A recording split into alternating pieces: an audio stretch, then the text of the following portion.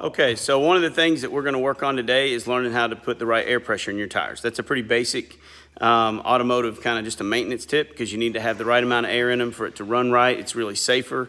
If you don't have enough air, your braking power is less. Your tires can overheat if it's really low. There's problems like that. A little too much air, a little bit too much is usually not the end of the road. It's not too big of a deal, but if you, depending on what you have and what kind of tires you have, if you put too much air pressure in them, you could have a blowout or cause problems that way. And you need to just know the ratings of your tire in your car and what the expectations are. One of the things at Upward Bound that they bought you was a little air pressure gauge. And so we're going to take a look at a few of the things to see what we need to do. So I'm going to flip you around here. In the car, there's usually a little sticker on the door that'll tell you what size. In these tires, it says are 245, 45, 18s, and it recommends a certain pressure for certain tires. I'm going to go ahead and tell you that this car, I bought it and it had been wrecked, and whoever put it back together did not put the exact same wheels on it. They are wheels that were built for this car. This is a 2005 Acura RL, but they are a different wheel. They are 17-inch wheels. The pressure gauge, the pressure ratings would probably still work. But what we want to do is just kind of check our air pressure, and we have a valve stem and then a valve stem cap right here that you can take off so that you can put air in and out. Also, on the tire, you'll find some information. This information, if I can get it to focus, says the max load is 1,709 pounds. That's per tire.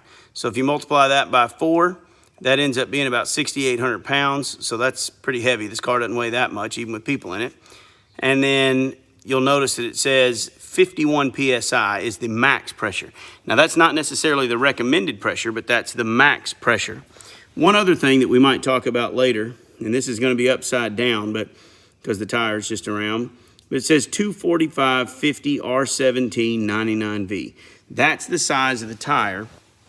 And those numbers, the first number is 245 millimeters wide. That's the width of the tire. The 50 in the middle is the aspect ratio, which means the thickness of the tire, how thick the tire is compared to how wide it is. When you get numbers that are down like 50 and 45, that means it's more of a performance type tire. If you're on a normal car, it's usually more like 65 or 70.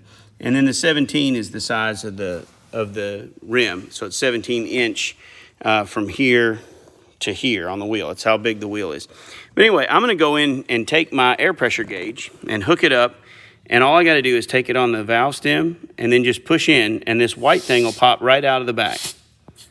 And my arm's right in the way. Let me try that again and see if I can't spin it where you can see it a little better.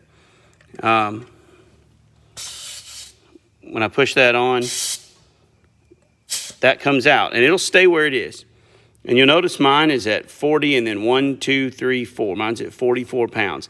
That's actually a lot, and most cars would not need that much air. Again, these are high-performance tires, and they're rated at 51 pounds. So it's actually substantially lower than what they would have to be.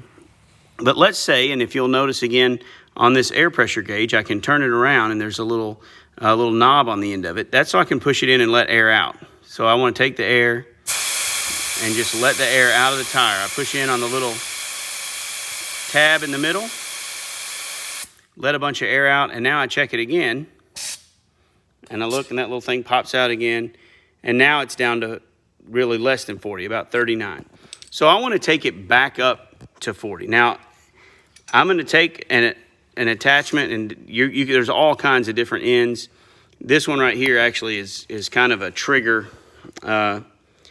It's a triggered air filler with, and it already has a gauge built in. You may not have that, but the pressure gauge that you have will work fine. So let me go ahead and put my fitting right back on there. And I'm gonna have to pause the video for just a second because I can't hold both things at once. Let me just see what I can do here.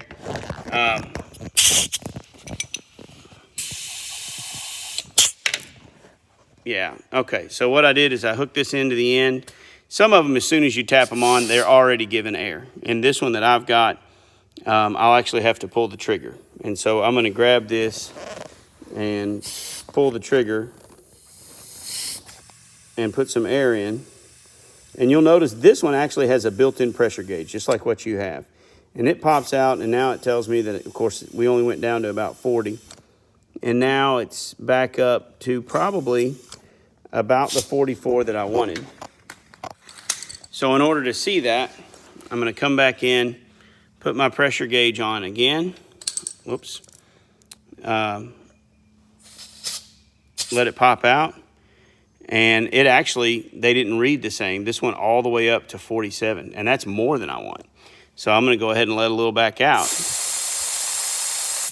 And now I know that these two pressure gauges don't read exactly the same, because this one said, the other one said 44, and this one said 47. So they're about 3 pounds off, which again, 3 pounds in the overall scheme of things is not the end of the world. But we want to try to get it right. And that's how you check the air pressure in your car. Now let me go ahead and tell you this. Where this tire says max pressure of 51, a lot of truck tires will say 44. And a lot of truck tires, I'm sitting on the ground now because I'm working on the tire. A lot of truck tires will say 44, and a lot of car tires will say 35. And a lot of the recommendations that when you put your air pressure in your car, a lot of times it'll be somewhere between like 30 and 35. So you can always consult the little owner's manual, and we talked about that last week, but you can just get the book out of the inside of your car and look. You can look at that little sticker inside the door of your car, and a lot of times it'll tell you what you need to do. But running around with tires that are low, it'll wear your tires out a whole lot faster. It'll generate a lot more heat within the tires. It'll actually lower your fuel economy a little bit if they're real soft. If you were driving a pickup truck, you might only want to run with the normal recommended 35 pounds of pressure, and that might be what it takes. If you've got a light that comes on, you may have to have it up to at least 33, 35, something like that. But if you were to be hauling some heavy loads, if you had a bunch of stuff in the back of the truck, it'll squish your tires down. If you look at the tires and they say the maximum pressure is 44 and you've got 35 in them, but you've got a big load in the truck, sometimes you can put a little more air in the tires while you're hauling. So if you had maybe a four-wheeler probably wouldn't be enough to do it, but if you were hauling a bunch of wood or something like that, and we're really squishing it down, you may want to go ahead and put a little bit more air in your tires. But check your pressure. And one of the things that matters, the wintertime, your tires will go low. They'll get down lower. In the summertime, they could get a little higher. So checking that periodically is good. If you had just one tire that's low, it can make the tire pull to the left or pull to the right or not stop as well. So check your air pressure and check it pretty regular. All right, thanks. Have a good one.